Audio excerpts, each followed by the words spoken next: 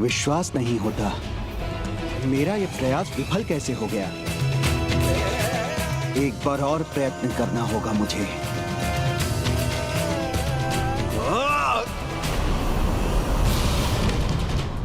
सूर्यास्त हो गया।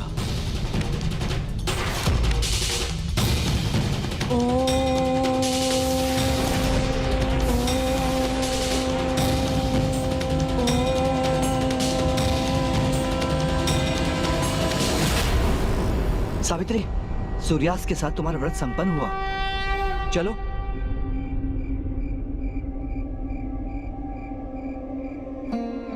स्वामी। सावित्री, सावित्री, सावित्री, तुम यहीं विश्राम करो। स्वामी। सावित्री, तुम्हें ऐसी अवस्था में देखना मेरे लिए आसान ही है।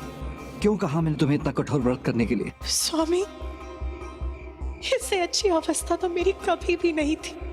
आप चिंता मत कीजिए, आप तो बस मुझे आशीर्वाद दीजिए स्वामी कि जिस कामना के साथ मैंने ये व्रत किया है वो पूर्ण हो जाए, मुझे इस व्रत का सुफल प्राप्त हो जाए स्वामी। सावित्री, मेरी शुभकामनाएं सदा तुम्हारे साथ है। ऐसी भक्ति और निष्ठा का मान तो माँ भी अवश्य रखेंगी। वो तुम्हें आशीष अवश्य देंगी। तुम्हारी सारी कामनाएं अवश्य पूरी होंगी। कोई चाहकर भी नहीं रोक सकता। तुम जो चाहोगी होगा सावित्री। अपने स्वामी के जीवन के लिए इन्होंने इतना कठोर व्रत किया और उन्हें ही ज्ञात नहीं। देवी सावित्री, मैं तो आपको आपका व्रत करने से नहीं रोक सका, किंतु ये भी सत्य है, आयु सभी की समाप्त होती है। तृष्णा एक ऐसी इच्छा है जो प्रतिदिन बढ़ती है, किंतु विधि का विधान ही है जो सदा एक समान है। और कल वही होगा जो विधि का विधान है। ये व्रत तो धर्म के पथ पर देवी सावित्री का एक छोटा सा भाग था।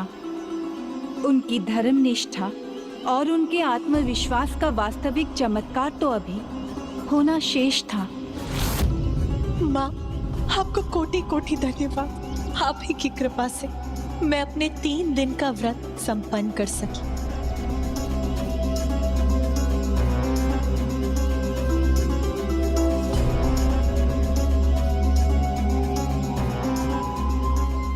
माँ, देवर्षि नारद की भविष्यवाणी के अनुसार आज मेरे स्वामी के जीवन का अंतिम दिवस है। इस अनर्थ को टालने के लिए मैंने अपने व्रत का पहला पड़ाव पार कर लिया है माँ। किंतु पारण तो मैं तभी करूंगी जब उनकी मृत्यु टल जाएगी। माँ, आप मुझे साहस और शक्ति प्रदान कीजिए और आपकी कृपा से माँ आज का दिन उनके जीवन का अंतिम दिवस नहीं, अपितु उनके नवीन जीवन का प्रथम दिवस बना सकूं।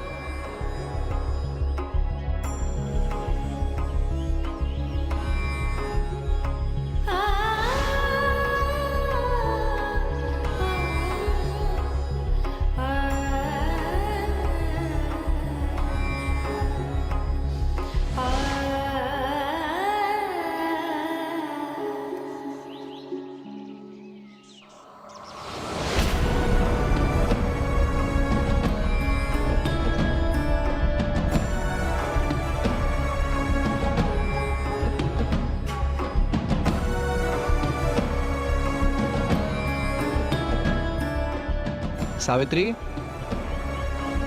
सावित्री, देखो सावित्री, तुम्हारे व्रत के पारण के लिए मैंने कितने स्वादिष्ट व्यंजन पकाए हैं। खीर, चूरमा, पूरी, और ये सब मैं तुम्हें अपने हाथों से खिलाऊंगा। आओ, अन्यथा विलंब होगा।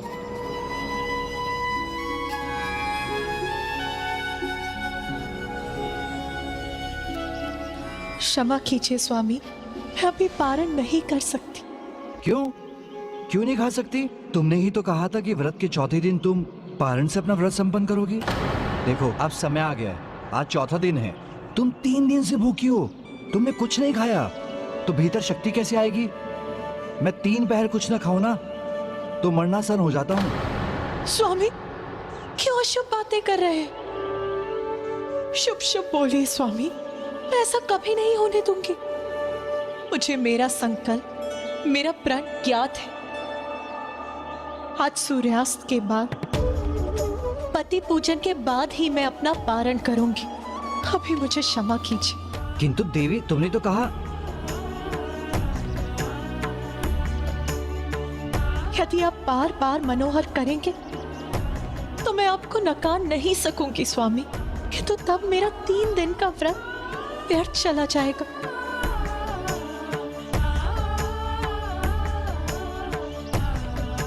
उचित है, तो फिर मैं भी नहीं जाऊंगा। सूर्यास्त तक तुम्हारे निकट ही रहूंगा। उसका क्या लाभ स्वामी? कार्य या कर्तव्य अधूरा छोड़ने से अनुष्ठान भी अधूरा रह जाता है, और कार्य का महत्व तो सबसे अधिक है। स्वामी, आप यहाँ रहने के स्थान पर मुझे अपने साथ क्यों नहीं ले जाते? स्वामी, मुझे अपने साथ ले जाइए, मुझे ले जाइए ना स्वामी। नहीं प्रिय, तुम 3 दिनों से भूखी हो, एक पांव पर खड़ी हो, इतना कठोर व्रत कर रही हो। एक अन्न का दाना नहीं, जल की बूंद नहीं, कुछ भी ग्रहण नहीं किया तुमने। देखो, मैं तुम्हें अपने साथ वन में जाने की अनुमति नहीं दूंगा। इस अवस्था में, इतनी गर्मी में मैं तुम्हें अपने साथ वन नहीं ले जा सकता। किंतु तुमने उचित कहा, परिस्थिति कोई भी हो, परिश्रम तो परम धर्म है। मुझे जाना होगा, मेरे जाने का समय हो गया है। परिस्थिति कोई भी हो, परिश्रम तो परम धर्म है।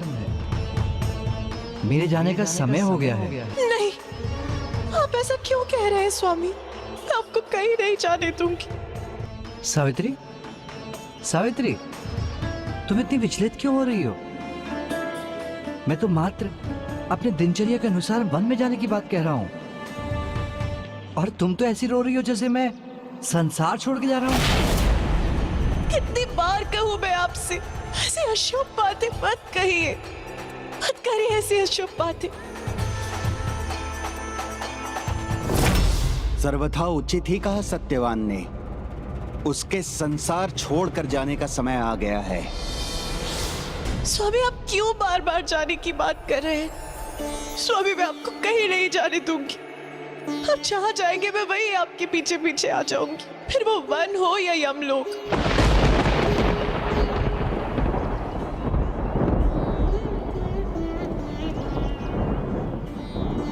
प्रिय, मुझे क्षमा कर दो।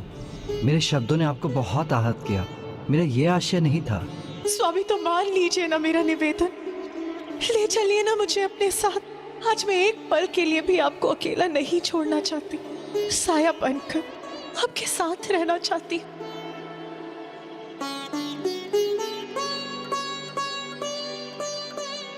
पुत्र, सावित्री की अगर इतनी प्रबल इच्छा है तो उसको अपने साथ लेकर जाओ। वैसे भी इससे पहले इसने कोई इच्छा व्यक्त नहीं की है और ना ही कहीं जाने का अनुरोध किया है। बस हमारी ही सेवा में लीन रहती है। पुत्र, उसकी ये इच्छा पूर्ण करो।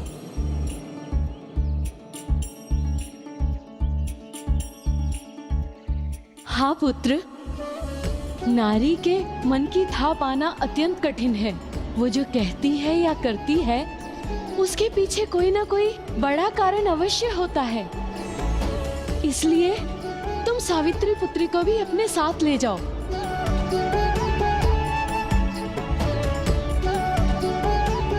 जैसी आपकी आज्ञा पिताजी। प्रणाम माता, प्रणाम पिताश्री। सदा सुहागन रहो, सदा सुहागन रहो। यही एक इच्छा तो है मेरे मन में कि आपका ये आशीर्वाद फलित हो।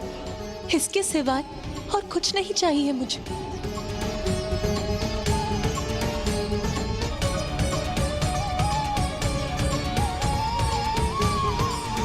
चलो।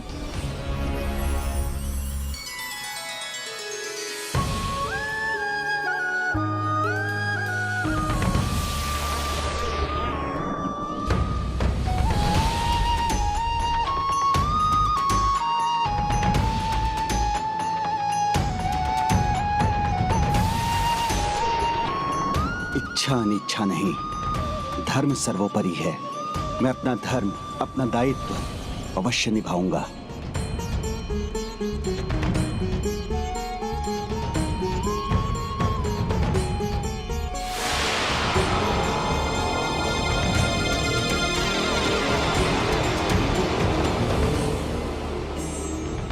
सावित्री, ये उचित स्थान है। तुम यहाँ विश्राम करो, मैं अपना कार्य समाप्त कर शीघ्र लौटता हूँ। तुम यहाँ बैठकर मेरी प्रतीक्षा करो।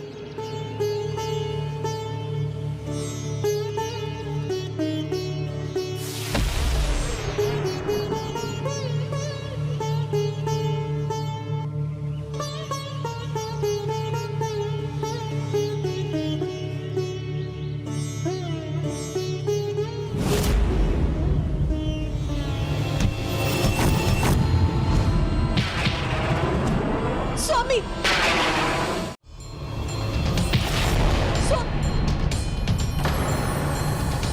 ये कैसा अशुभ भ्रम था मेरा।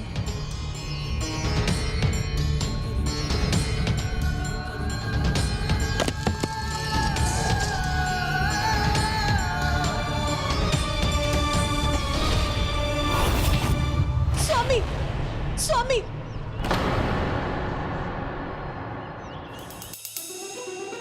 क्यों आ रहे हैं मेरे मन में ऐसे अशुभ विचार।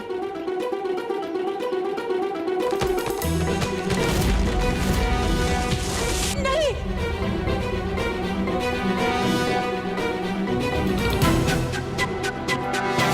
नहीं, ऐसे बुरे विचारों का मन में आना उचित नहीं।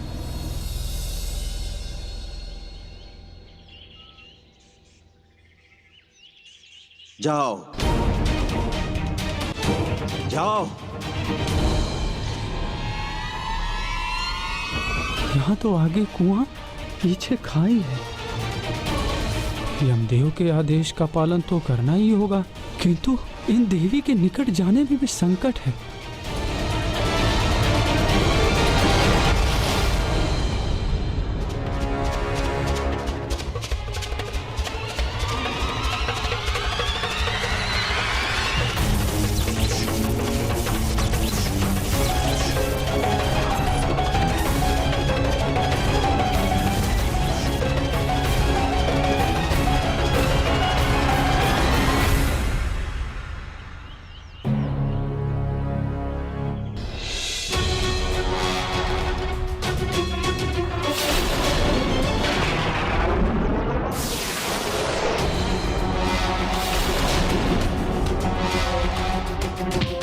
स्वामी,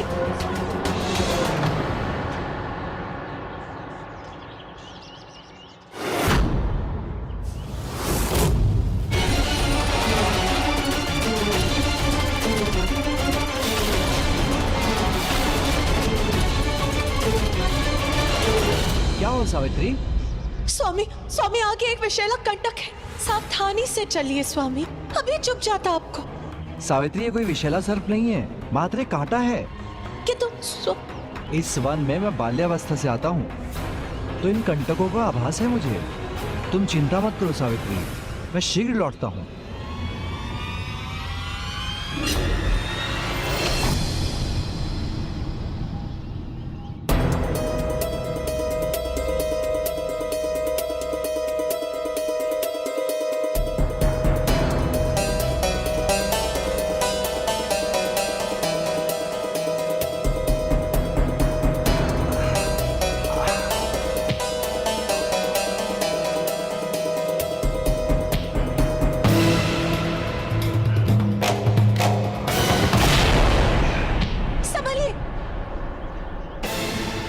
मैं ठीक हूँ सावित्री, मेरी चिंता मत करो।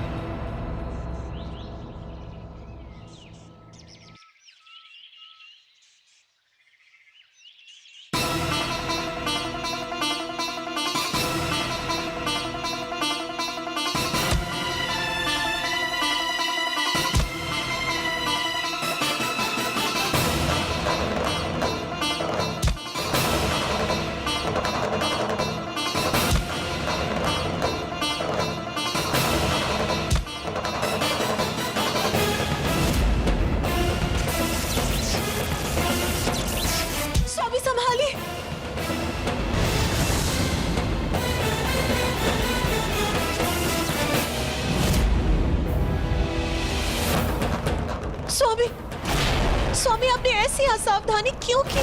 सावित्री, तुम व्यर्थ में चिंतित होती रहती हो। किंतु स्वामी, तुम्हें पता है ना मेरा कार्य ही कुछ ऐसा है। आज तक कभी कोई हानि नहीं पहुंची। लाओ, ये कुल्हाड़ी दे दो मुझे, दे दो ना।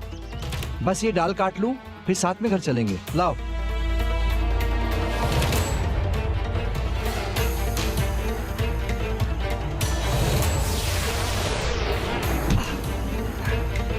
धन्यवाद।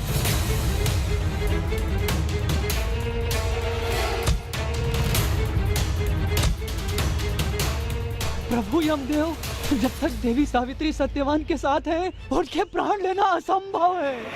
तुमने उचित ही कहा। जब तक पति धर्मपरायणा नारी अपने पति के साथ है, हम उसके पति के प्राण नहीं ले सकते। देवी सावित्री को सत्यवान से दूर करना ही होगा।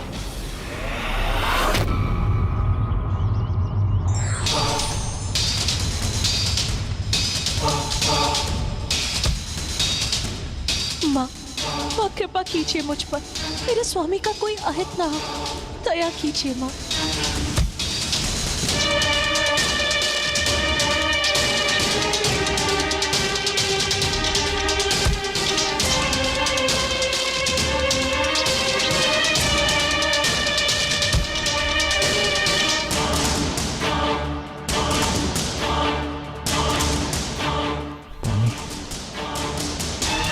सावित्री, थोड़ा जल दो ना, प्यास लग रही है।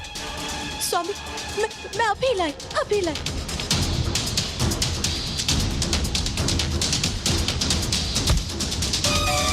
यही उचित अवसर है।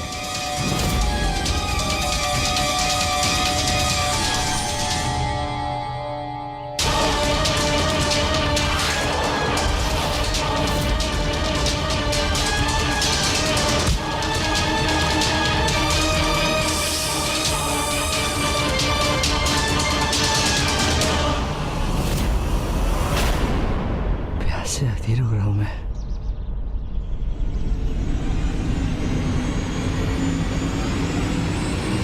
स्वामी,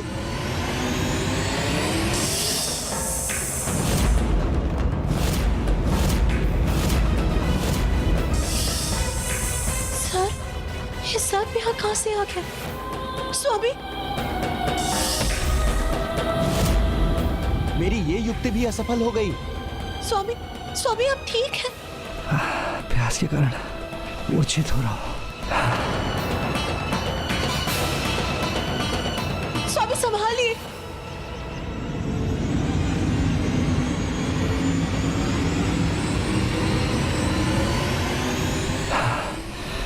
जल, जल, जल। स्वामी, नहीं, स्वामी, स्वामी, स्वामी, स्वामी, स्वामी, स्वामी, स्वामी, क्या हो गया आपको? स्वामी, सावित्री, ये कैसी प्यास है? मेरे प्राण सूख रहे हैं। सावित्री, स्वामी, सावित्री। स्वामी, कुछ नहीं होगा आपको। मैं हूँ आपके पास, मैं आपको कुछ नहीं होने दूंगी। स्वामी, स्वामी, सावित्री, स्वामी, विश्वास रखिए स्वामी, मेरे होते आपको कोई अहित नहीं कर सकता। स्वामी, स्वामी, सावित्री, चल। स्वामी, सावित्री, हाँ स्वामी, मैं अभी चलाती हूँ, मैं चलाती हूँ। सावित्री, आपको कुछ नहीं होगा। सावित्री, चल। हाँ।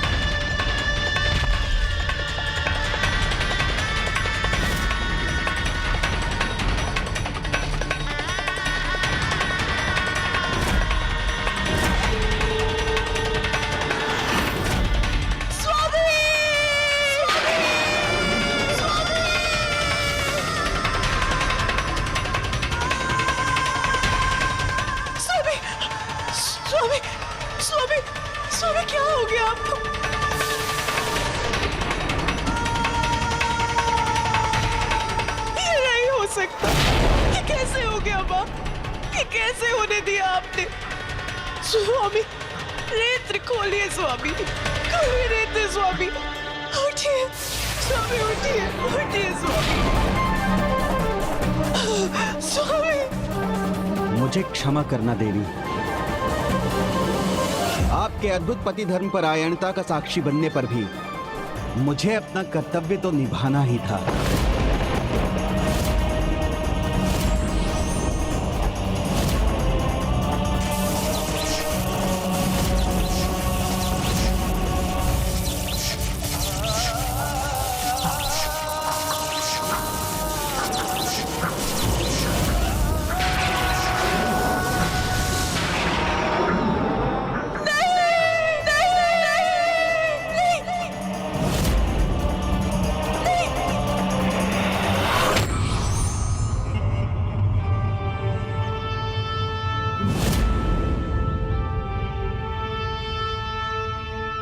स्वामी, नहीं स्वामी,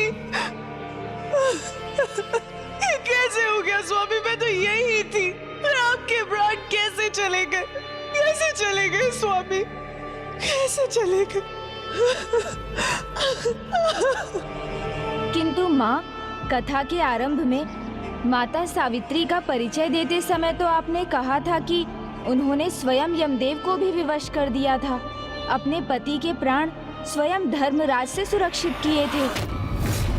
हाँ पुत्र, उन्होंने वैसा ही किया जैसा मैंने कहा था।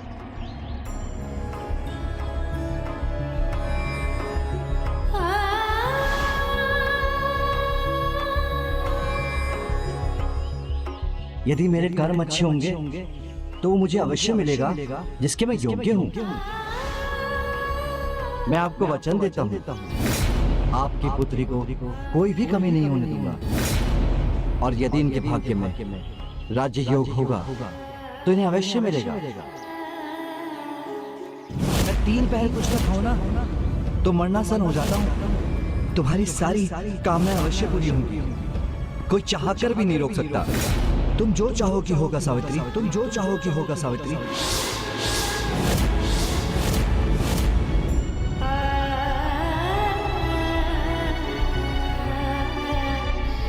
आप जहाँ जाएंगे मैं वही आपके पीछे पीछे आ जाऊंगी।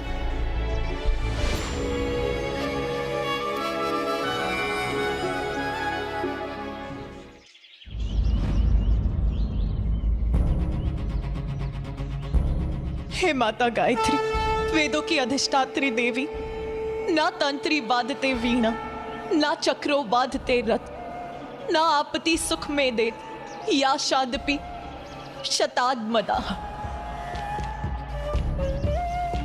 अर्थात जैसे वीणा तारों के बिना बजाई नहीं जा सकती, बिना पहिए का रथ नहीं हो सकता, वैसे ही एक स्त्री बिना पति के सुख नहीं पाती, चाहे वो 100 पुत्रों वाली ही क्यों ना हो माता।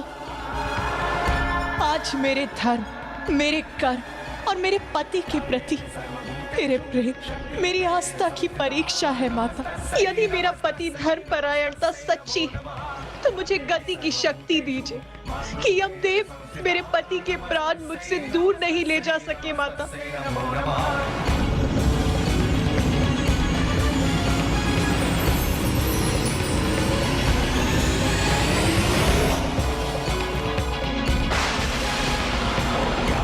सर्वभूतेषु चेतनस्य विधीयते, नमस्तस्यै नमस्तस्यै नमस्तस्यै नमो नमः।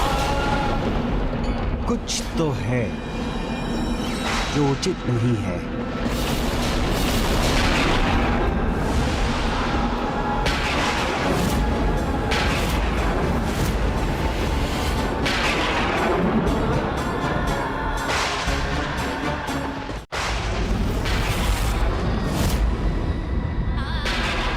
लौट जाइए देवी, आप इस प्रकार यमलोक नहीं आ सकती। लौट जाइए और अपने पति के दाह संस्कार की तैयारी कीजिए। हे धर्मराज, हे यमराज, यदि आप मेरे स्वामी के प्राण ले जाएंगे तो आपको मेरे भी प्राण ले जाने होंगे। यदि दाह संस्कार होगा तो हम दोनों का होगा, अन्यथा नहीं होगा। नैनम छिंदन्ति शस्त्राणि नैनम दहति पावक ना चैनम क्लेदयन्त्यापो ना शोषयति मारुतः। अर्थात आत्मा तो अजर अमर है, ना इसे शस्त्र काट सकते हैं, ना अग्नि जला सकती है, ना ही जल इसे गला सकता है, ना ही वायु इसे सुखा सकती है। तो पुत्री, तुम मात्र नश्वर देह के लिए व्यर्थ विलाप कर रही हो। नहीं पुत्री, मुझे मत रोको, मैं तो मात्र अपना धर्म निभा रहा हूं। साध्वी नाम तु सता नाम तु शिले सते श्रुते सिते श्री राम पवित्रम परम पति एको विशेष्यते। अर्थात सदाचार, सत, ज्ञान और मर्यादा में रहने वाले साधु और पति धर्म परायणता स्वभाव की स्त्रियों के लिए उनके पति ही पवित्र और परम विशिष्ट होते हैं। उनके बिना वो अपने जीवन की कल्पना भी नहीं कर सकती। इसीलिए यदि स्वामी जीवित नहीं है तो फिर मेरे जीवन का भी क्या लाभ। प्रकृति तो ईश्वर के अधीन है, वो समस्त जीवों को उनके कर्म के अनुसार बार बार नवीन जीवन देती है। यदि प्राणी का एक जीवन समाप्त नहीं होगा तो उसे नया जीवन कैसे प्राप्त होगा? उसे अपने पूर्व जन्म के कर्म को सुधारने का अवसर कैसे मिलेगा? यही नियति है और यही मेरा कर्तव्य। तो फिर उचित है आप अपने धर्म का पालन कीजिए और मैं अपने पति के प्राणों के साथ जाकर अपने धर्म का पालन करूंगी। हट करने से तुम्हारी इच्छा पूर्ण नहीं हो जाएगी देवी। आगे परलोक की नदी बैतरणी है, उसे कोई भी मनुष्य सदेह पार नहीं कर सकता। उसमें प्रवेश किया तो वहीं रह जाओगी।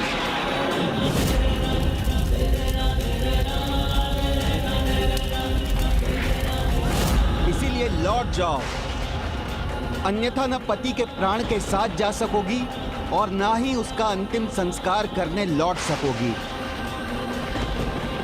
ये तो यमराज ने उचित ही कहा है माँ। कोई भी जीव देह के साथ बैतरणी को पार नहीं कर सकता। फिर माता सावित्री ने अपने पति के प्राण कैसे लौटाए? अपनी दृढ़ इच्छा शक्ति से पुत्र। जब व्यक्ति आत्मा को भुलाकर शरीर का दास हो जाता है तो वहाँ आत्मा गौण हो जाती है, किंतु जब किसी की आत्मा देह के बंधनों को भुला दे तो वो शरीर भी आत्मा समान दिव्य हो जाता है पुत्र। नारायण नारायण। हे गायत्री माता, कुछ कीजिए अन्यथा अनर्थ हो जाएगा। क्या हुआ देवर्षि नारद, किस अनर्थ की बात कर रहे हैं आप? माँ, इस पुत्री को मैंने ही नाम दिया हो, उसी को वैतरणी में उलझा हुआ कैसे देख सकता हूँ माँ? रोक लीजिए। पतिव्रता साध्वी सावित्री और यमराज के मध्य इस वाद विवाद को रोक लीजिए माँ।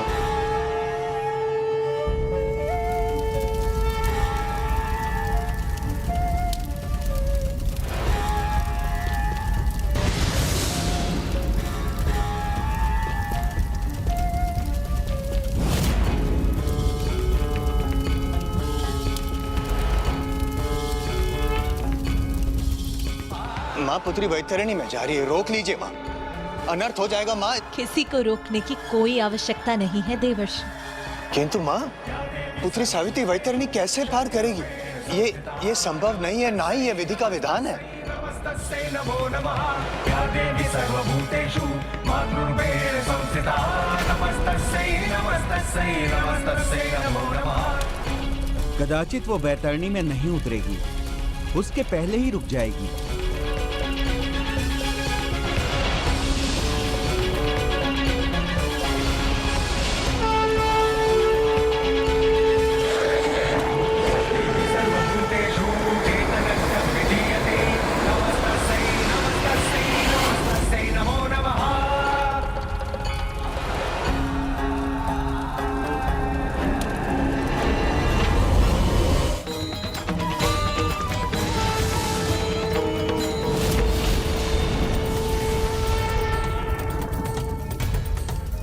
ये क्या देख रहा हूं मैं? स्वयं माता कामधेनु देवी सावित्री को बैतरणी पार करवा रही हैं।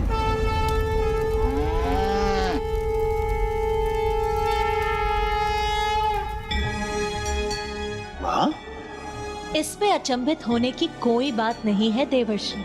सावित्री ने अपने सास ससुर की सेवा वैसे ही की है जैसे कि एक पुत्री करती है। निरंतर अपने पति के समान निष्ठा रखी, अपने परिवार को माता अन्नपूर्णा के समान भोजन दिया, माता कामधेनु के समान उनकी सभी इच्छाओं को पूरा किया। काम का अर्थ है इच्छा और धेनु का अर्थ है गाय। सृष्टि के 14 रत्नों में से एक माता कामधेनु अपनी दिव्य शक्ति के कारण किसी की भी इच्छा को पूर्ण करने की क्षमता रखती है। तो वैतरणी पार करने वाली देवी कामधेनु को उसकी इच्छा पूर्ण करने, उसकी सहायता करने तो आना ही था। धन्यवाद माता कामधेनु, मुझे वैतरणी पार कराने के लिए आपको कोटि कोटि धन्यवाद।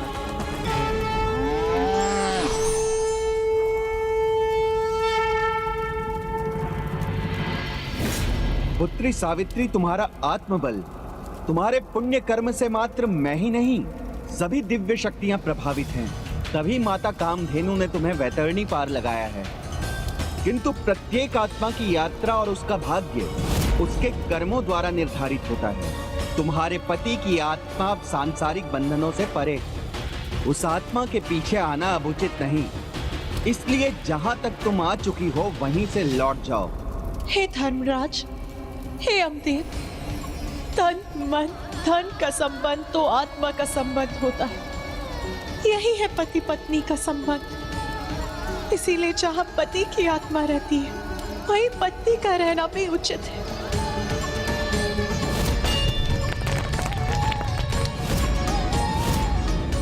तुम्हारा प्रेम अनुपम है। सत्यवान का जीवन ना सही, इसकी कोई अन्य इच्छा तो पूर्ण कर ही सकता हूँ। अपने पति के प्रति तुम्हारी भक्ति, तुम्हारी निष्ठा से मैं बहुत प्रभावित हुआ।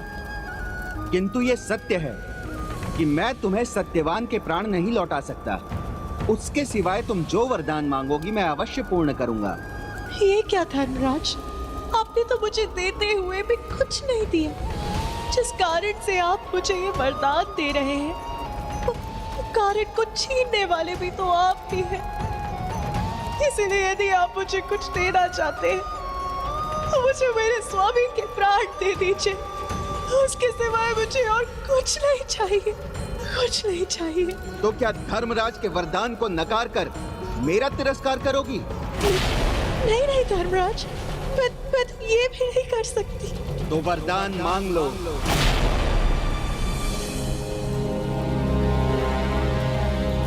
अब तो बस एक ही इच्छा है कि मृत्यु से पहले एक बार स्वयं तुम्हें अपनी नेत्रों, अपनी दृष्टि से देख पाती। उचित है यमदेव, मुझे स्वयं के लिए कुछ नहीं चाहिए।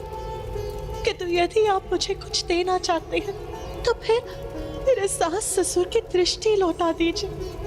मुझे ये वरदान देने की कृपा कीजिए धर्मराज।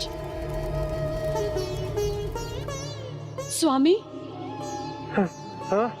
स्वामी, स्वामी, पुत्र सत्यवान और पुत्री सावित्री अभी तक नहीं लौटे स्वामी। उनको आने में इतना विलंब कैसे हो गया? वो अभी तक लौट के क्यों नहीं आए? तुम चिंता मत करो, मैं उन्हें अभी ढूंढ कर आता हूँ। पर बिना नेत्रों के आप उन्हें कैसे ढूंढेंगे? और यदि जाना ही चाहते हैं तो मुझे भी साथ ले चलिए, हम एक दूसरे का सहारा बनेंगे।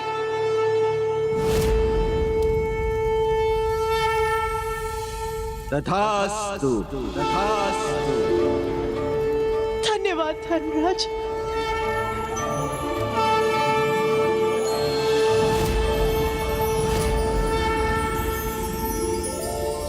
ओम देवी कात्यायने नमः। चंद्रहासोज्ज्वलकरा शार्दूलवरवाहन कात्यायनी शुभं दध्या देवी दानवघातिनी।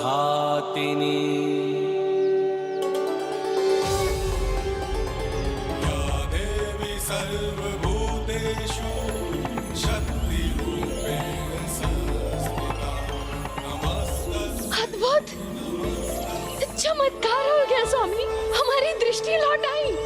हम सब देख सकते हैं स्वामी। हे प्रभु, हम दोनों के नेत्र ठीक हो गए हैं। हम देख सकते हैं। हाँ स्वामी, ये प्रभु की असीम कृपा ही तो है कि हमें पुत्री सावित्री जैसी पुत्र वधू प्राप्त हुई है। अवश्य ही हमारा ये दुख उसी के कारण सुख में बदल गया है। ये बहुत ही शुभ संकेत है, कुछ मंगल होने वाला है। हमारे नेत्र का लौटाना, ऐसे में तो हमारे परिवार को साथ होना चाहिए था। ये दोनों कहाँ हैं?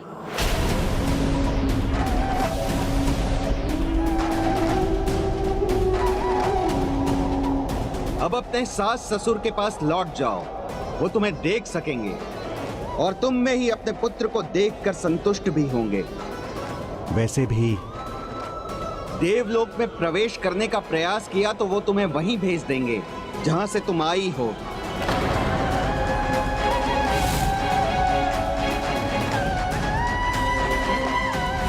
नहीं नहीं, ये मेरे साथ कदापि नहीं हो सकता। यदि देवलोक में सच्चाई है, यदि देवलोक के देवता मेरे पति धर्म की सच्चाई को देख सकते हैं, तो फिर वो मुझे उचित मार्गदर्शन अवश्य दिखाएंगे, अवश्य दिखाएंगे।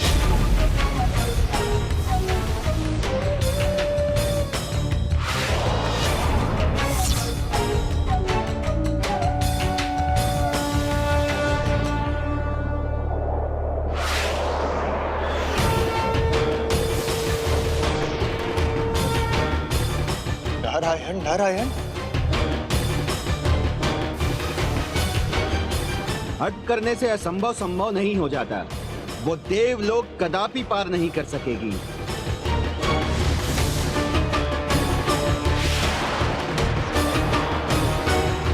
ये कैसी ध्वनि है?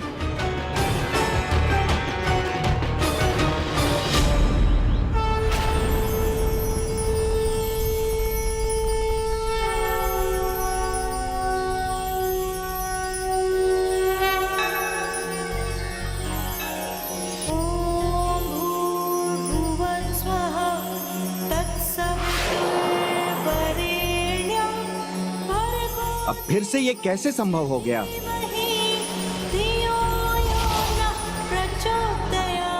नारायण नारायण।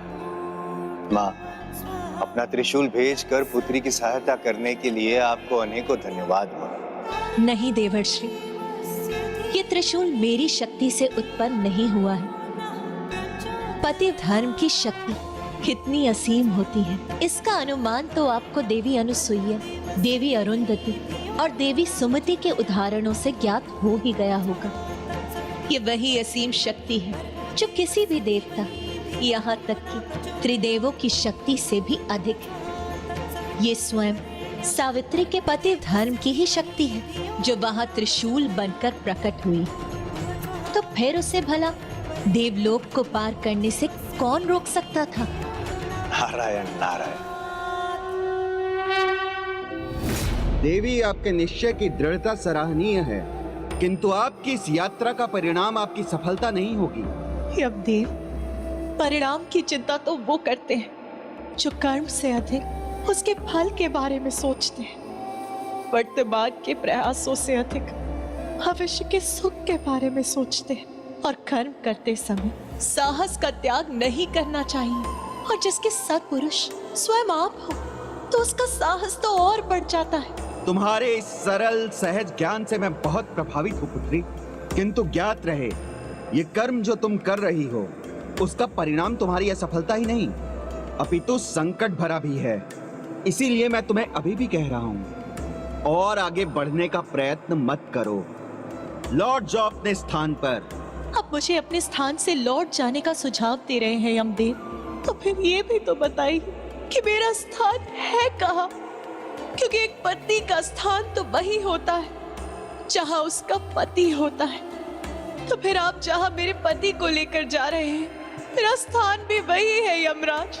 अपने ज्ञान, अपनी वाणी, अपने सार गर्भित वचनों से और अपने पति के प्रति अटूट निष्ठा से तुमने पुनः मुझे प्रभावित किया है, किंतु दुर्भाग्यवश मैं तुम्हारे पति को तुम्हें फिर से लौटा नहीं सकता।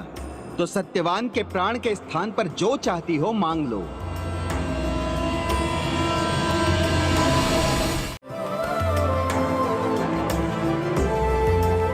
मुझे पुत्र वधू के रूप में पुत्री की प्राप्ति हुई है। ऐसे संबंध में धन की कामना करना किसी को भी शोभा नहीं देता। हे धर्मराज, अब जब मैं और मेरे स्वामी हम दोनों ही अपने वृद्ध माता पिता के साथ नहीं हैं, तो फिर मेरी इच्छा है कि उनकी देखभाल वैसे ही हो जिसके वो योग्य हैं। यदि आप वरदान देने के इच्छुक हैं, तो दया कीजिए और उनका राजपाट लौटा दीजिए।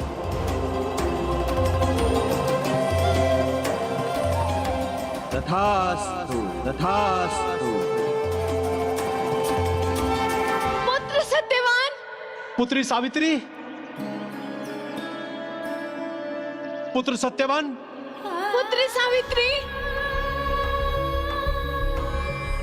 क्षमा कर दीजिए भैया, मैंने आपके साथ जो किया, मैंने आपका राजपाट आपसे छीन लिया। अब उसका फल मेरा पुत्र भुगत रहा है। मुझे क्षमा कीजिए मुझे क्षमा कर दीजिए। मैं अपनी भूल सुधारना चाहता हूँ, मैं प्रायश्चित करना चाहता हूँ। भैया, आप पुनः राजपाट संभाल लीजिए और मुझे आपकी सेवा की अनुमति दीजिए। ये अवश्य ही हमारी पुत्र वधू के सुकर्मों का फल है, किंतु वो है कहाँ? पुत्री सावित्री, मैं तुम्हें और कुछ नहीं दे सकूंगा और तुम्हें निराश होता हुआ देख मुझे भी दुख होगा। लौट जाओ अपने सास ससुर के पास, क्योंकि सत्यवान के प्राण नहीं, अब मात्र उसकी स्मृतियां ही तुम्हारे साथ रह सकती हैं। यमदेव, आपने मुझे जो वरदान दिए वो आपकी कृपा थी मुझ पर, किंतु एक कृपा और कर दीजिए मुझ पर। मुझे यहाँ से लौटने के लिए मत कहिए, क्योंकि अब मेरे लौटने का कोई कारण भी शेष नहीं है। बस एक अपने सास ससुर की चिंता थी मुझे, अब वो भी दूर हो गई। इसीलिए अब मुझे मेरे पति, मेरे स्वामी से विलग कोई नहीं कर सकता। वो जहाँ जाएंगे मैं भी वहीं जाऊंगी। नियति व्यक्ति से बड़ी होती है पुत्री। यदि मैं तुम्हें तुम्हारे सत्यवान के प्राण लौटा सकता तो अवश्य लौटाता, किंतु हम भी कुछ नियमों से बंधे हैं और सृष्टि का ये नियम कोई भंग नहीं कर सकता, न मैं न तुम। तो ये व्यर्थ का प्रयास मत करो। धर्मराज, मेरी विनती है आपसे, मुझे मेरे धर्म से भटकने के लिए मत कहिए। आप अपने धर्म का पालन करिए और मुझे मेरे धर्म पर चलने दीजिए। धर्म में तुम्हारी आस्था अनुपम है। मांगो पुत्री, अपने पति के प्राण के सिवाय कोई तीसरा वरदान मांगो।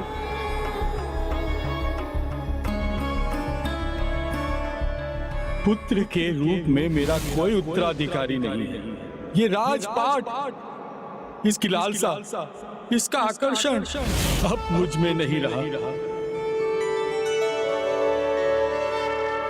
हे यमराज, मेरे पिता को भी बस एक ही दुख है कि उनका कोई पुत्र नहीं।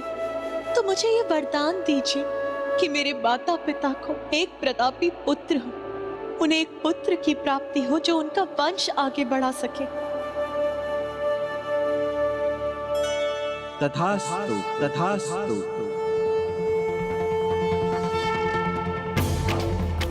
अब तो तुम्हें वापस जाना स्वीकार होगा।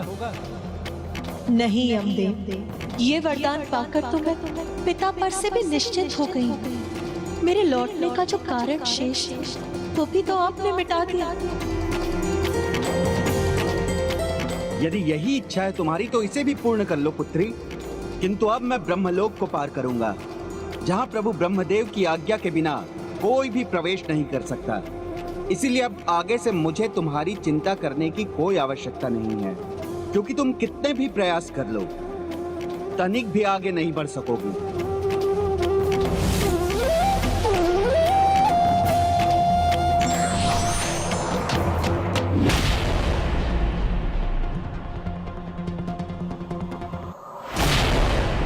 और ब्रह्मलोक पार करने की आज्ञा तुम्हें ब्रह्मदेव कदापि नहीं देंगे।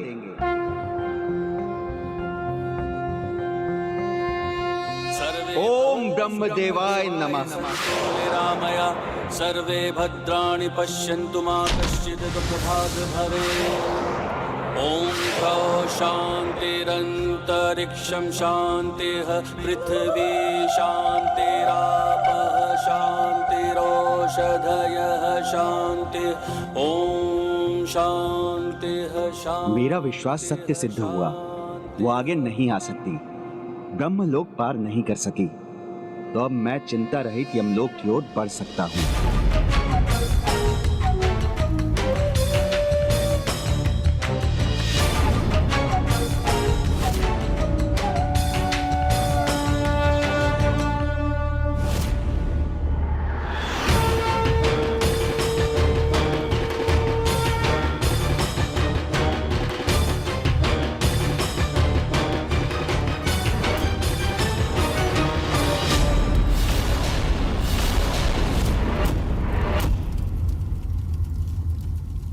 आश्चर्य, तुम यहां तक कैसे पहुंच गई? ब्रह्मदेव की आज्ञा और उनके आशीर्वाद से। हे ब्रह्मदेव, मैंने ये सुना था कि जो सच्चे मन से पतिव्रता का पालन करते हैं उन्हें उनके जीवन में ही मोक्ष प्राप्ति का अनुभव हो जाता है। यदि ये सत्य है तो मुझे आज्ञा दीजिए, मुझे आशीर्वाद दीजिए प्रभु कि मैं मेरे पति के प्राणों के साथ यमलोक जा सकूं। मुझे आज्ञा दीजिए, मुझे आशीर्वाद दीजिए प्रभु कि मैं मेरे पति के प्राणों के साथ यमलोक जा सकूं।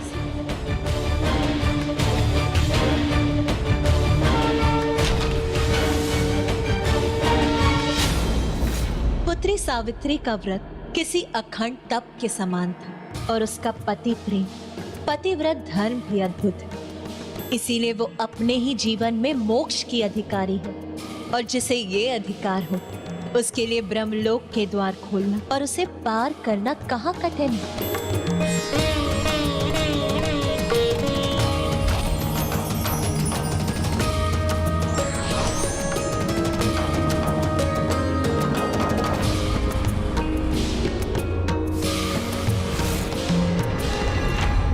देवी, तुम अद्भुत हो।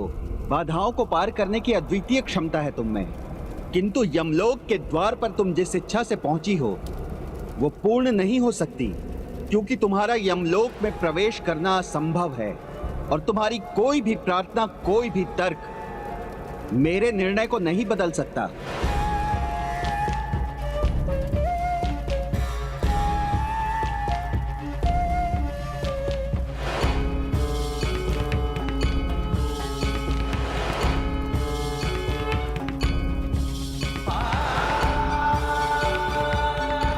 इसलिए अब तुम लौट जाओ, क्योंकि तुम्हारे यहाँ खड़े रहने का कोई लाभ नहीं है। नहीं यमदेव, मैं नहीं जाऊंगी।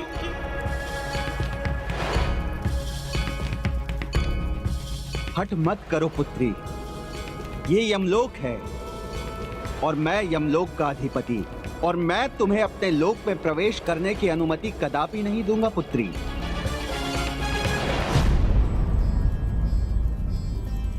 पुत्री, आपने मुझे पुत्री कहकर पुकारा, तो फिर आप मेरे धर्म पिता हुए।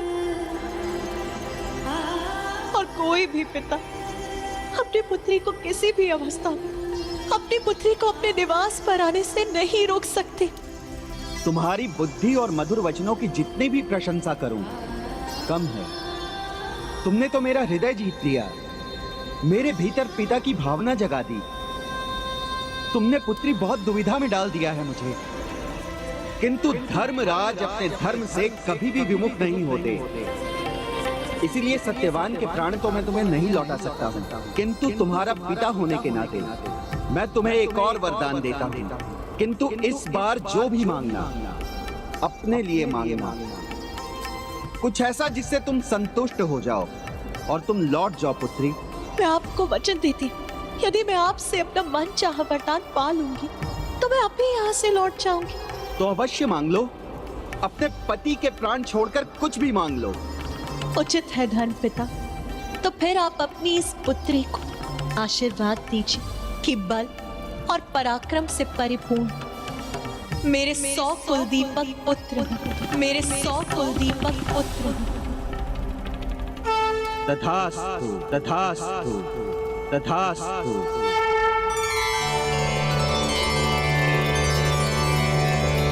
इस वरदान के लिए आपको कोटि कोटि धन्यवाद धर्म पिता। अब तो तुम प्रसन्न हो पुत्री, अब तो तुम लौट सकती हो। क्या हुआ पुत्री, तुमने तो वचन दिया था ना, मन चाहा वरदान पाओगी तो तुम लौट जाओगी।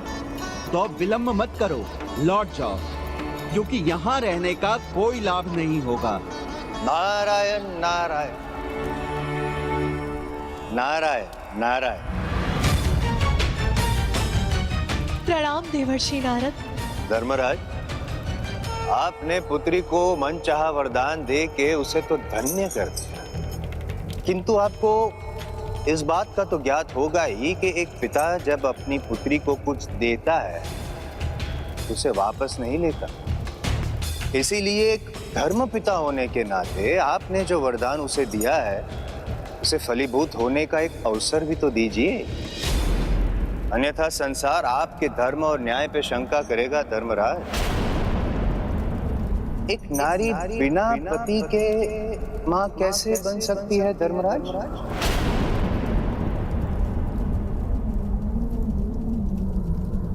बल और पराक्रम से परिपूर्ण मेरे 100 कुलदीपक पुत्र हूं।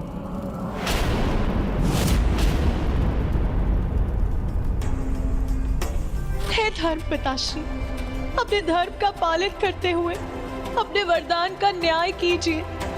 मेरे पति परमेश्वर को जीवन दान दीजिए, उनके प्राण लौटा दीजिए।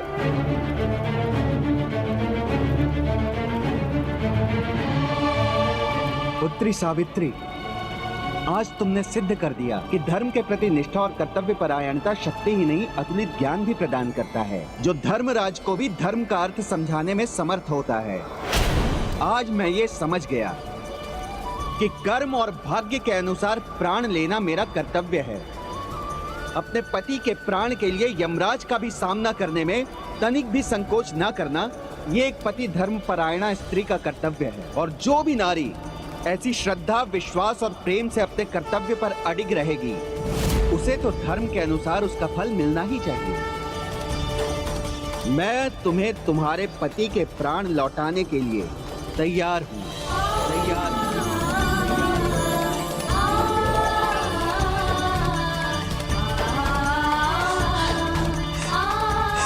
धन्यवाद धर्मराज, धन्यवाद। इतना ही नहीं, आज से जो भी नारी आपकी कथा सुनकर ज्येष्ठ मास की अमावस्या का व्रत करेगी, उसके पति के भाग्य में यदि अकाल मृत्यु भी होगी तो भी वो टल जाएगी। और इस व्रत का नाम होगा वट सावित्री व्रत, वट सावित्री व्रत।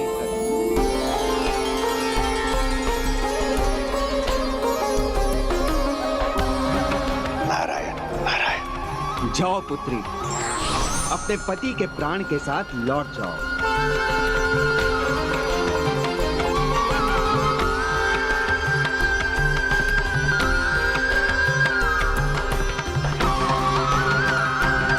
कल्याण कल्याण।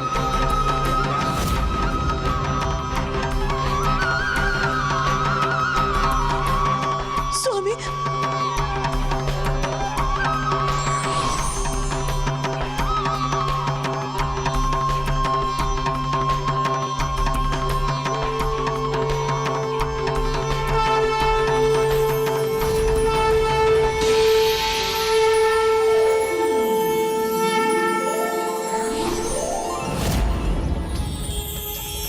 स्वामी, स्वामी, स्वामी, सावित्री, स्वामी।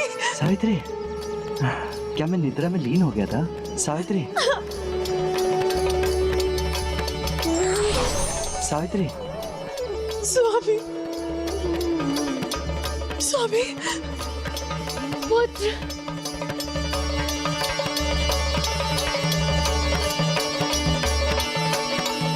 पुत्री, हाँ, पुत्री।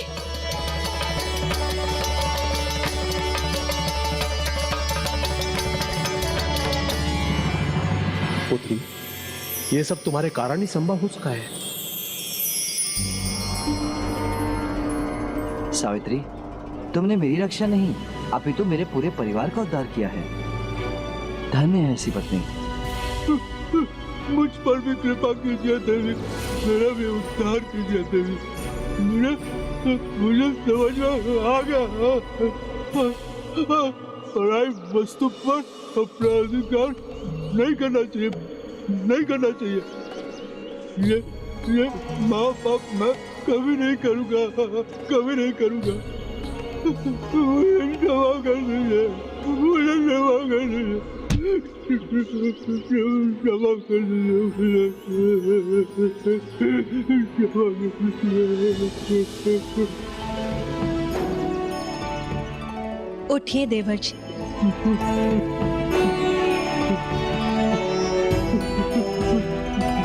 आपकी क्षमा ही आपका पश्चाताप है।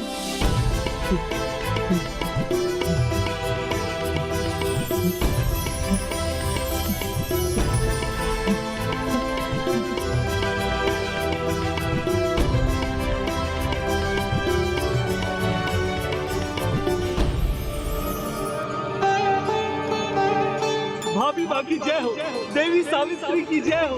भाभी माँ की जय हो, देवी सावित्री की जय हो।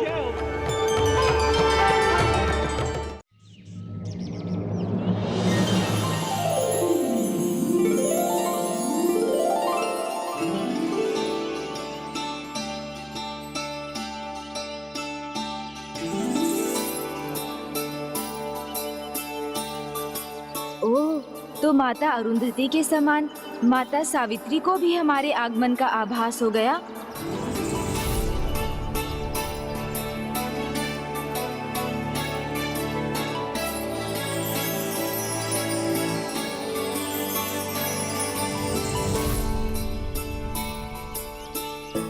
प्रणाम देवी। प्रणाम माता।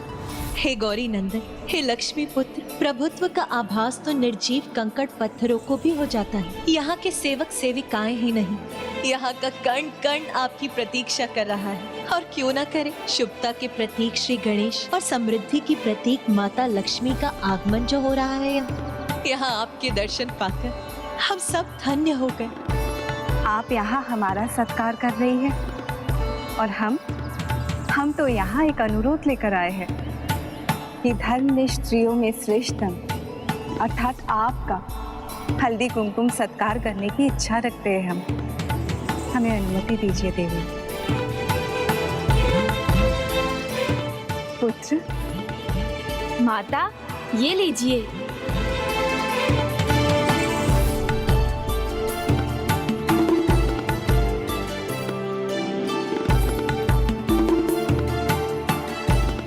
माता।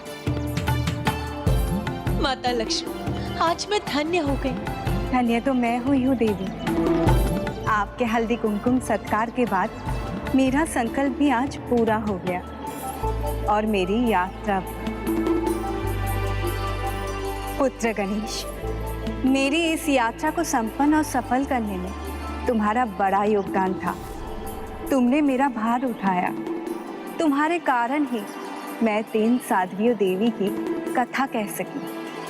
इसलिए मैं आशीर्वाद देती हूँ, आज से जो भी संतान अपने माता पिता को तीर्थ यात्रा ले जाने का कर्तव्य निभाएगा, उस पर मेरी विशेष कृपा होगी, उसे समृद्धि की प्राप्ति होगी।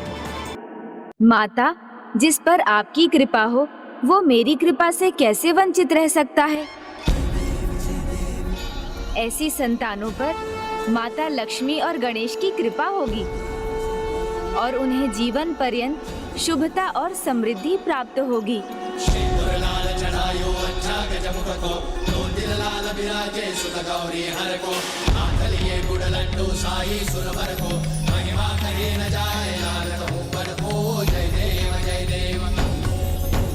जय जय श्री गणराज विद्या सुखदाता, धन्य तुम्हारो दर्शन मेरा मन रमता।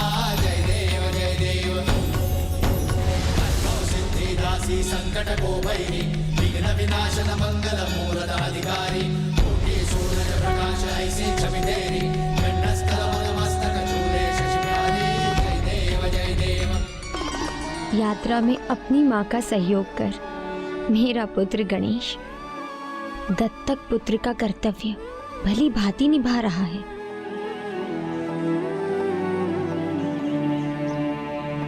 तुम्हारे मन में क्या चल रहा है पुत्र?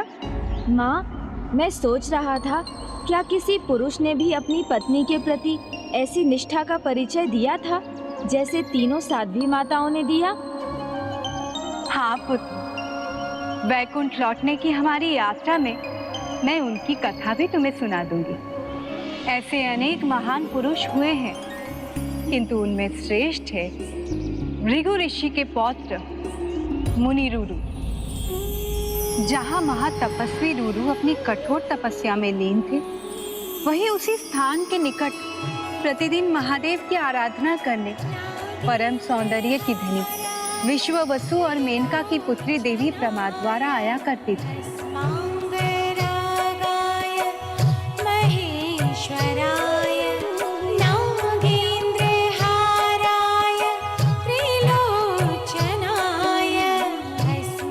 मुनि रुरु और देवी प्रमाद्वारा एक दूसरे के संग 7 जन्मों के बंधन में बंधते, उससे पूर्व देवी प्रमाद्वारा काल का ग्रास बन गई और यहीं से आरंभ होती है मुनि रुरु के पति धर्म की परीक्षा।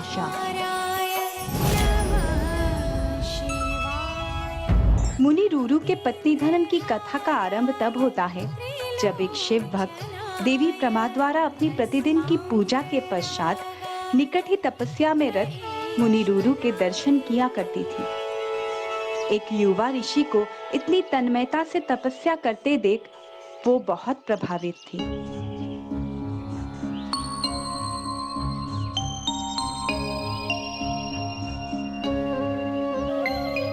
और ऐसा कई माह तक चलता रहा।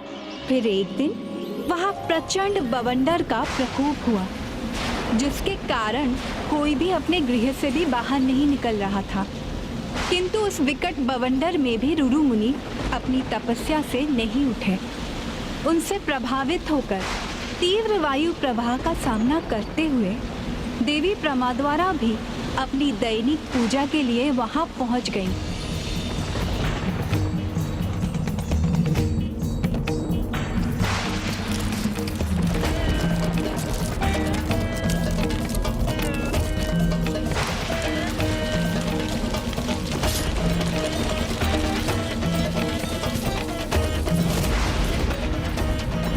प्रमाद्वारा मुनिवर की सहायता करना चाहती थी, किंतु उनके मन में एक दुविधा थी कि कहीं ऐसा करने पर रुरु मुनि की तपस्या भंग न हो जाए, और इसी भय से उन्होंने मुनिवर का स्पर्श नहीं किया और वो डाल उनके कंधे में धसी रह गई।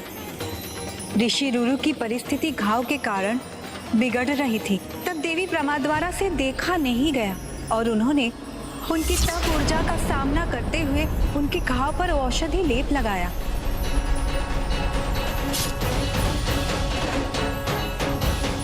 और निरंतर ऐसा ही करती रही।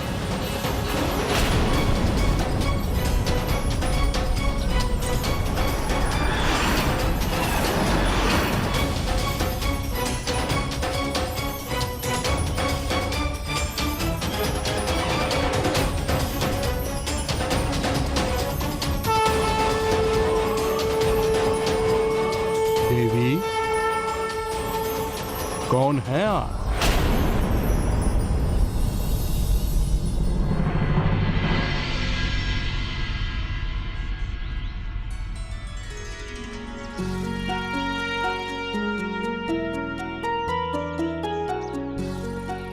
प्रणाम मुनिवर, मैं विश्ववसु और देवी मेनका की पुत्री हूँ, प्रमाद्वारा।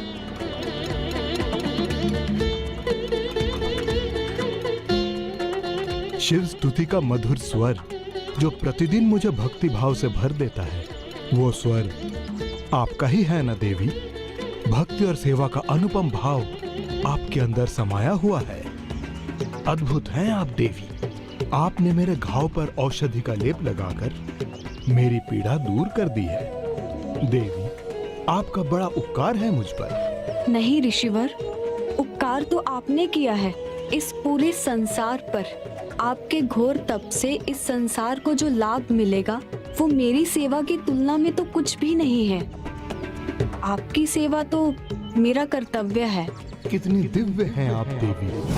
आपकी वाणी और आपके विचारों ने तो मेरे अंतर्मन को छू लिया है। आप बाहर से जितनी सुंदर हैं, भीतर से उससे अधिक सुंदर हैं। मैं आपसे बहुत प्रभावित हूं। एक प्रकार से आपने मेरे तप में मेरी सहायता की, अपने बारे में सोचे बिना आपने मेरी सेवा की, और इस प्रकार आप मेरे जीवन का अभिन्न भाग बन गई। इसीलिए हे देवी, यदि आपको स्वीकार है तो आपको अर्धांगिनी के रूप में पाना मेरा सौभाग्य होगा।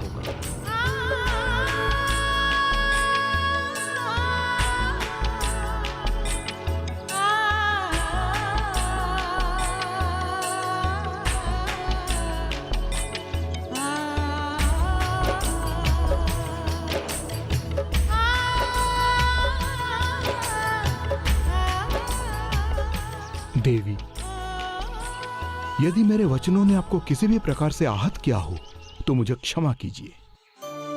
नहीं ऋषिवर, आपके समान महान तेजस्वी ऋषि की अर्धांगिनी होना तो मेरे लिए परम सौभाग्य होगा। यदि एक दिन के लिए भी मैं आपकी अर्धांगिनी का धर्म निभा सकी तो मेरा भाग्य उदय हो जाएगा, जीवन सफल हो जाएगा।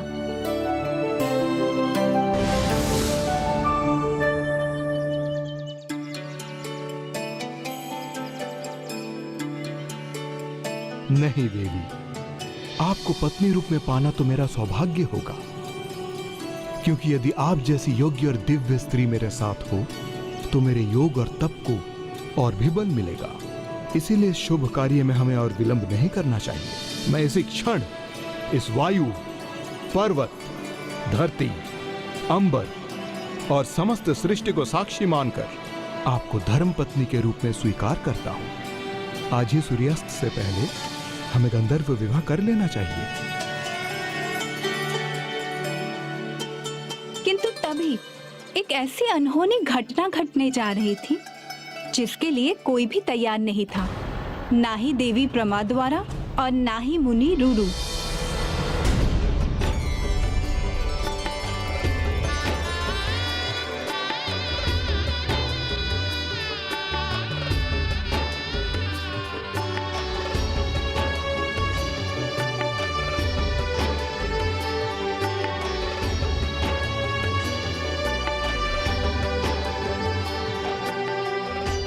समय आ गया था जब मुनि रुरु संसार के सामने देवी सावित्री के समान प्रेम का, देवी अरुंधति के समान निष्ठा का और देवी सुमति के समान दृढ़ निश्चय का महान उदाहरण प्रस्तुत करने वाले थे।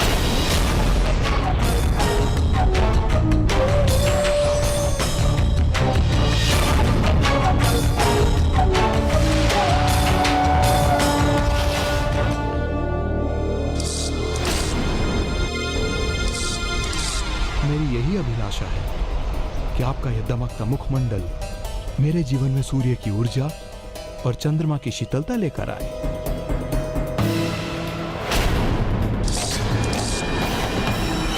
अब यह हमारा संबंध जन्म जन्मांतर का संबंध बन जाएगा।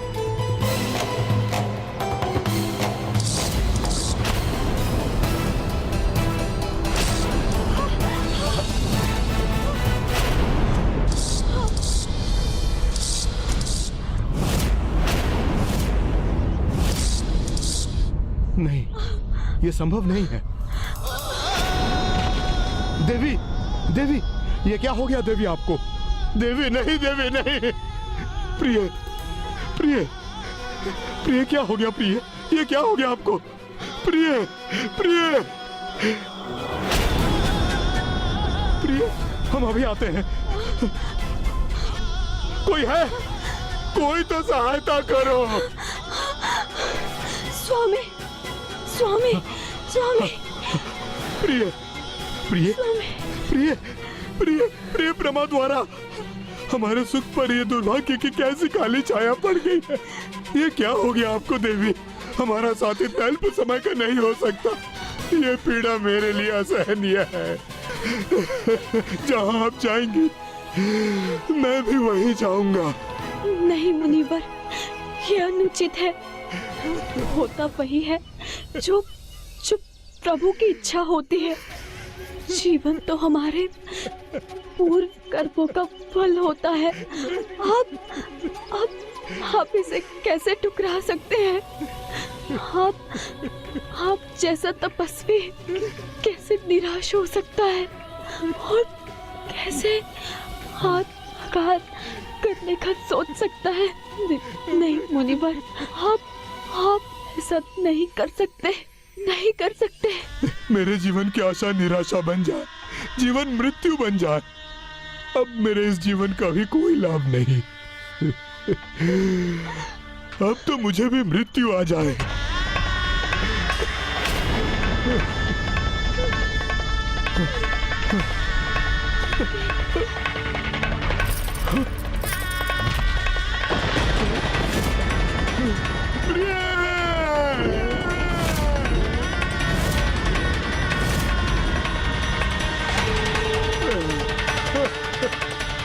नहीं प्रिय, नहीं।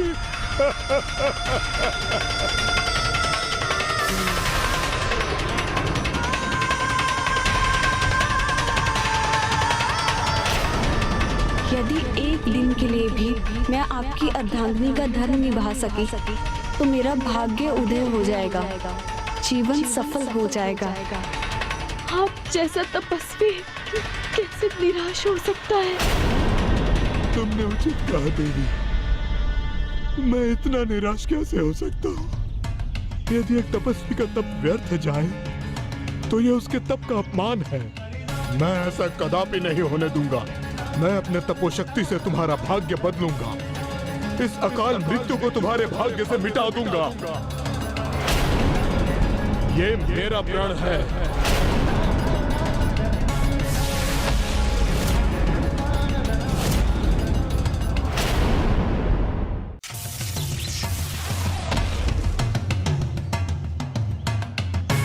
जाओ।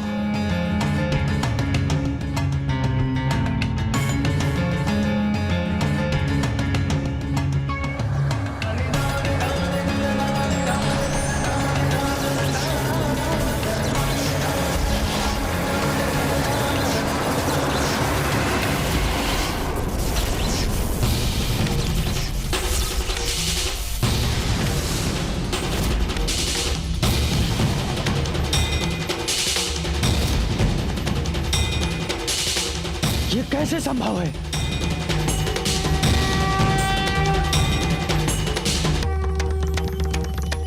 हाँ प्रमाद्वारा, ना मैं अपने प्राण त्यागूंगा और ना ही तुम्हारे प्राण कहीं जाने दूंगा। यदि निष्ठा से तप कर मैंने अपना तपोबल एकत्रित किया है तो आज मैं त्रिदेवों से गुहार लगाता हूँ, कि वो यमराज को मेरी प्रमाद्वारा को मुझसे दूर ले जाने की अनुमति कदापि नहीं देंगे।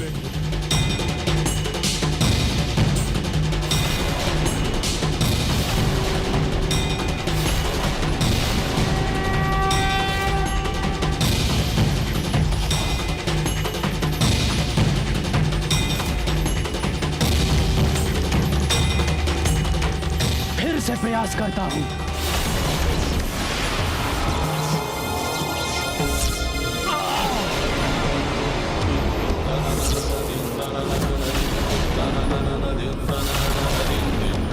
आज चाहे यमदूत आए या स्वयं यमराज आए, किंतु मैं उन्हें अपनी प्रमाद्वारा के प्राण ले जाने नहीं दूंगा।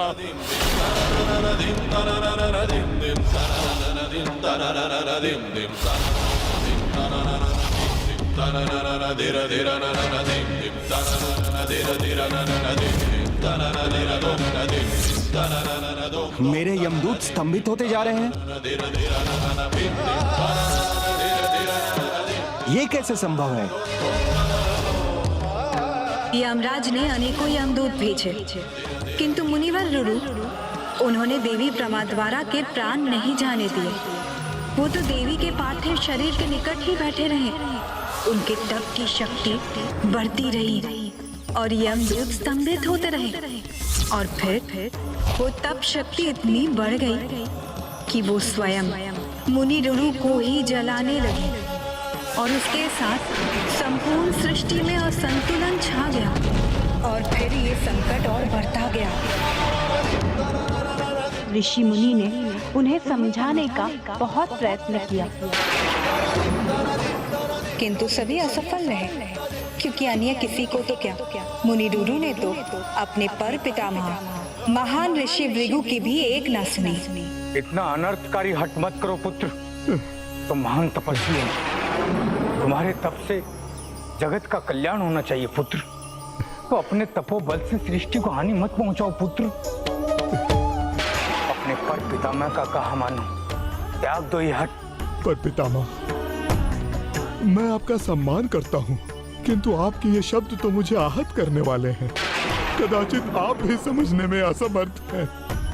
आप जिसे मेरा हट कह रहे हैं वो तो मेरा प्रेम है, और प्रेम कभी अनुचित नहीं होता। प्रेम? तुम इसे प्रेम कह रहे हो पुत्र? प्रेम मर्यादाओं को भुलाने के मार्ग पर नहीं चलता, नियति के नियमों को भंग करने के लिए नहीं कहता। मेरी निष्ठा, मेरी श्रद्धा मैंने आप ही से सीखी है पर पितामह। जिस प्रकार अखंड निष्ठा, श्रद्धा और भक्ति से मैंने अपना तप किया, अब उसी प्रकार अपने प्रेम को अपना सर्वस्व समर्पित कर रहा हूं। और आज मेरे इस प्रेम के सामने यदि स्वयं यमराज भी आ गए तो वो भी मुझे यहां से हटाने में असमर्थ होंगे।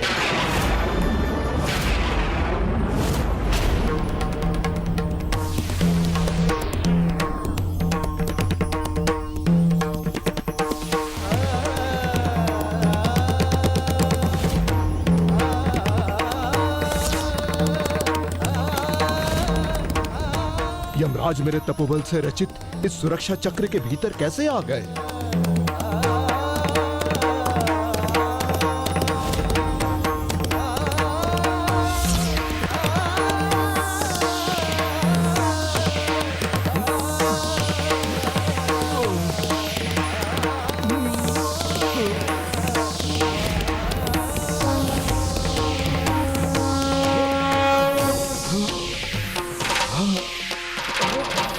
मुनि रुरु का तपोबल मेरे लिए भी बाधा उत्पन्न कर रहा है।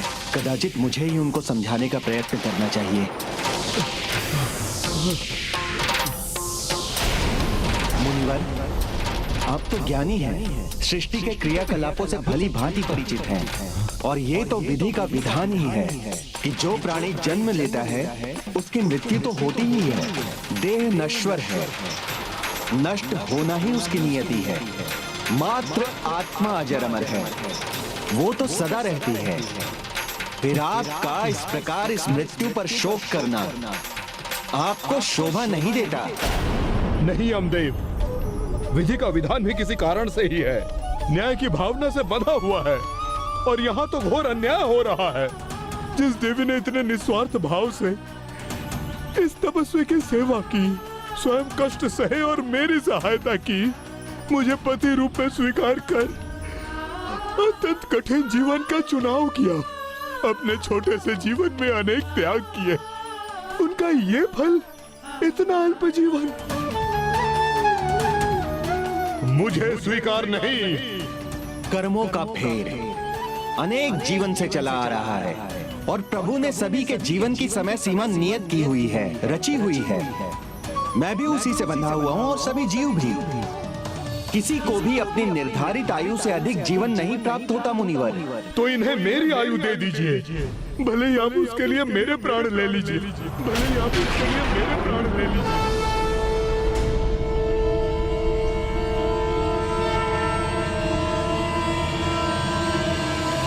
कितना अनोखा प्रेम था ऋषिवर का माँ, जो अपनी आयु अपनी अर्धांगिनी को देने को तत्पर हो गए। पुत्र, प्रेम ही तो वो सेतु है जो जीव को जीव से ही नहीं, भक्त को भगवान से भी जोड़ता है। जो अपने मन में निस्वार्थ प्रेम की लौ जला ले, ईश्वर तो स्वयं उसके हो जाते हैं। तो क्या आप वास्तव में अपनी आयु उन्हें देना चाहते हैं? हाँ, यह मेरी अर्धांगिनी है, जिस पर भी मेरा अधिकार है, उसका आधा भाग इनका ही है। मेरा आधा तप, मेरी आधी आयु इनकी है। इनके पास आयु नहीं तो क्या हुआ? आप इन्हें मेरी आधी आयु तो दे सकते हैं।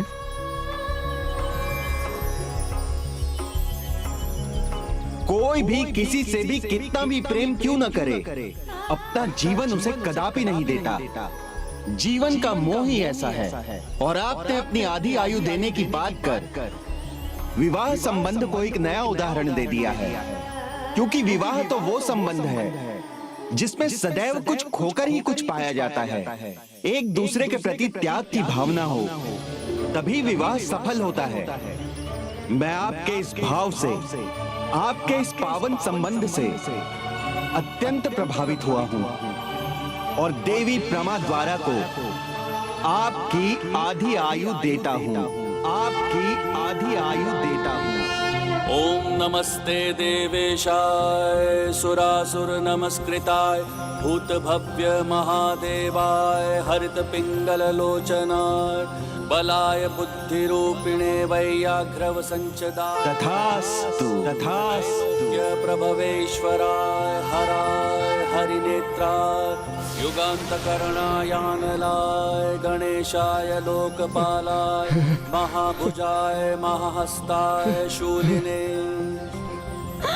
महादंशिने कालाय महेश्वराय पुष्पदंताय विभागाय मुखाय सर्वहराय हिरण्यश्रवसे द्वारिणे भीमाय भीम पराक्रमाय ओम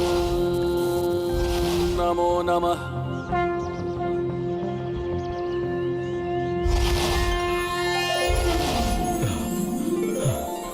प्रिय,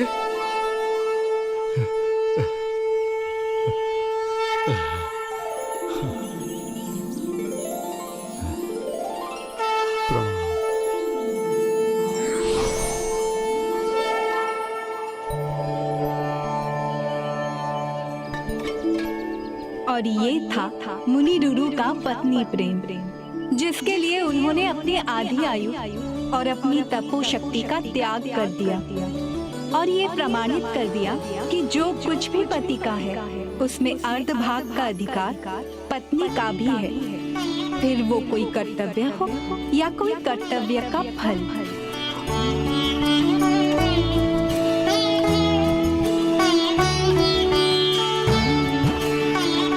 प्रणाम पिताश्री। प्रणाम प्रभु। प्रिय, वैसे आपको भी तो अपने कर्तव्य का फल मिला है, गणेश को पुत्र रूप में पाकर।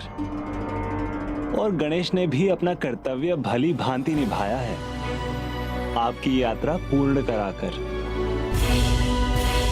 यात्रा के बाद विश्राम आवश्यक है, क्यों? माँ, आप बिल्कुल भी चिंता मत कीजिए, मैं आपके पांव दबा दूंगा। कैलाश में भी माँ के पांव मैं ही दबाता हूँ, उससे एक ही पल में माँ की सारी थकान मिट जाती है। आपकी भी थकान दूर हो जाएगी माँ। तुम्हें पुत्र रूप में पाकर तो मैं धन्य हो गई पुत्र गणेश। यात्रा तो तुमने भी की है, थकान तो तुम्हें भी हुई होगी। मेरी थकान का तो एक ही उपचार है, माता पार्वती के हाथों से बने मोदक। वो मुख में गए नहीं कि थकान अदृश्य।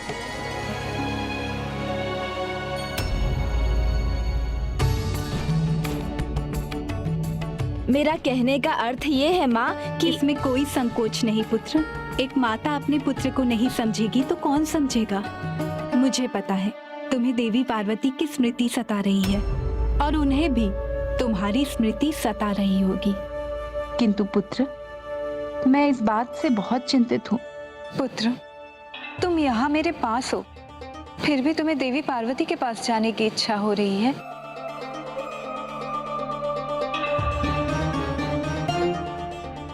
दोनों माताओं में कैसे भेद कर सकता हूँ मैं? अब क्या उत्तर दूं? हाँ कहूँगा तो माता लक्ष्मी को बुरा लगेगा और ना कहूँगा तो वो सत्य नहीं होगा और माता पार्वती बुरा मान जाएंगी। देवी, देखिए कैसे धर्म संकट में पड़ गया है आपका पुत्र। सत्य तो ये है कि आपके वात्सल्य को पाकर वो आनंदित तो है, किंतु माता पार्वती की स्मृति भी इसे सता रही होगी। स्वामी, मैं तो उसके साथ परिहास कर रही थी। हाँ पुत्र, इससे पहले कि देवी पार्वती की व्याकुलता का प्रभाव संपूर्ण सृष्टि पर हो, तुम्हें उनके निकट लौट जाना चाहिए। आप सत्य कह रही हैं ना माँ? आपको बुरा तो नहीं लगेगा? पुत्र, अब तो तुम्हें 2 माँओं के प्रति अपना उत्तरदायित्व निभाना होगा, किंतु एक समय पर तुम हम दोनों में से एक के साथ ही रह सकते हो। अब हम दोनों को समय देने का कर्तव्य तुम्हें ही निभाना होगा। मैं अपना कर्तव्य अवश्य निभाऊंगा माँ। उचित है पुत्र, फिर तो तुम्हें शीघ्र ही कैलाश पहुंचना चाहिए, क्योंकि देवी पार्वती को शीघ्र ही तुम्हारी आवश्यकता होगी।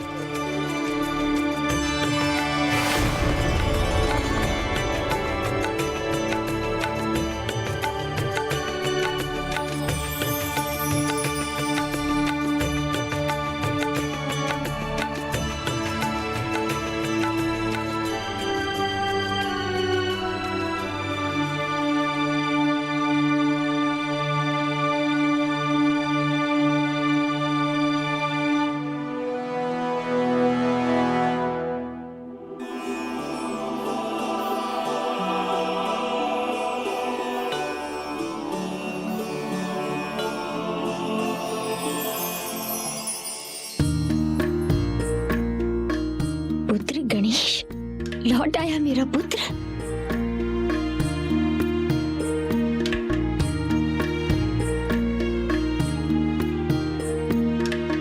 क्या हुआ माता, आप रुक क्यों गई?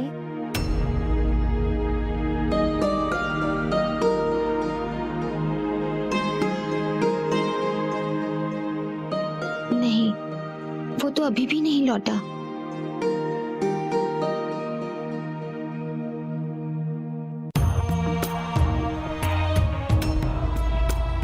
माता, आपको देवर जी का यहाँ ना होना सता रहा है ना? माँ का मन पुत्र को देखे बिना, उसका दुलार किए बिना कहाँ मानता है। मैं समझती हूँ माँ, माता शची भी जयंत को ना देखे तो विचलित हो जाती थी, और फिर देवर जी तो यहाँ बहुत समय से नहीं है। हाँ पुत्री, तुमने मेरी भावना को सही समझा।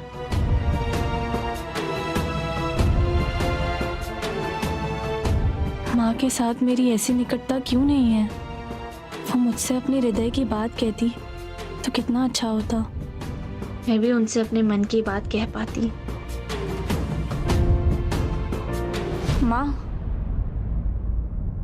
मेरी माता का देहांत तो मेरे जीवन के आरंभ में ही हो गया था, इसलिए मैंने उनका प्रेम नहीं देखा, किंतु पिता का प्रेम वो बिल्कुल ऐसे ही होता है। पुत्री वल्ली, तुम्हें चिंता करने की कोई आवश्यकता नहीं है। मैं हूं ना तुम्हारी माँ। और ये तो ममता है जो माता पिता को अपने संतान के प्रति होती है।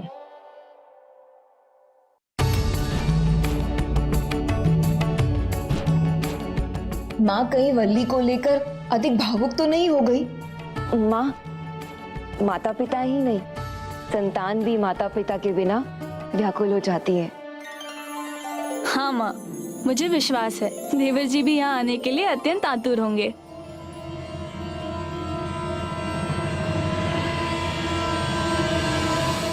आपके मन की पुकार देवर जी अवश्य सुनेंगे। हाँ माँ, और फिर उनसे भी कहाँ रुका जाएगा? मुझे भी लगता है कि वो शीघ्र ही आने वाला है। आने वाला नहीं माता, मैं तो आ चुका हूँ। माँ की गोद में आए विघन हरता, पार्वती के मन में उमड़ी ममता।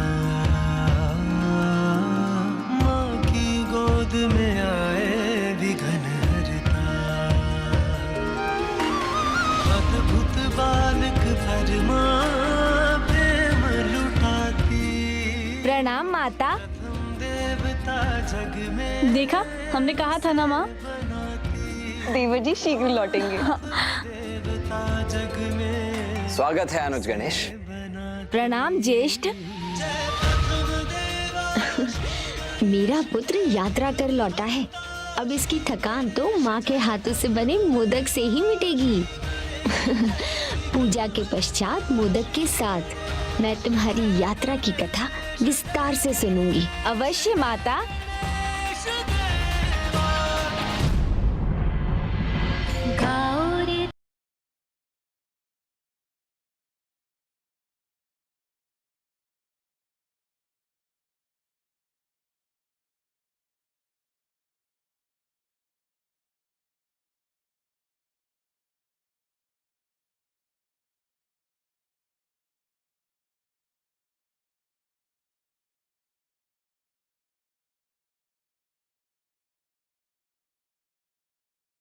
मोदक बनाती हूँ मेरे पुत्र के लिए।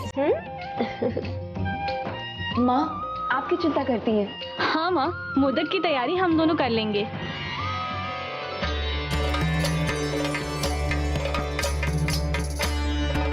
तुम दोनों को अनेकों आशीष।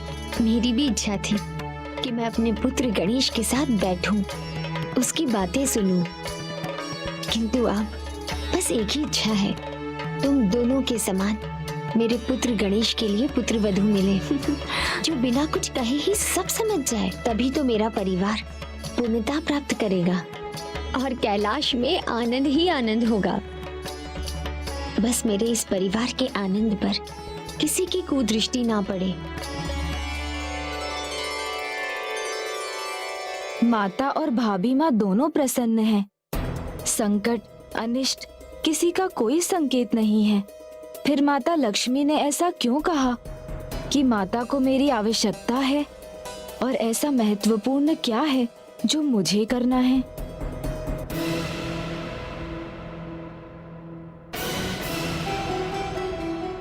क्या हुआ प्रिय? मेरा हृदय नहीं मान रहा था स्वामी, फिर भी उसे जाने की अनुमति दी है मैंने। गणेश के उचित समय पर उचित स्थान पर होने से उचित ही होगा प्रिय। गणेश वही है जहां उसकी आवश्यकता है। गणेश शीघ्र ही अत्यंत महत्वपूर्ण व्रत की स्थापना का माध्यम बनेगा। सत्यनारायण व्रत और कथा का पाठ कैलाश में अब शीघ्र होने वाला है।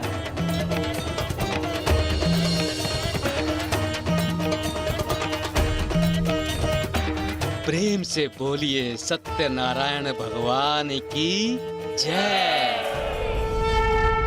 शांताकारं भुजगशयनं पद्मनाभं सुरेशं विश्वाकारं गगनसदृशं मेघवर्णं शुभांगं लक्ष्मीकान्तं कमलनयनं योगिहृदध्यानगम्यं वन्दे विष्णुं भवभयहरं सर्वलोकैकनाथं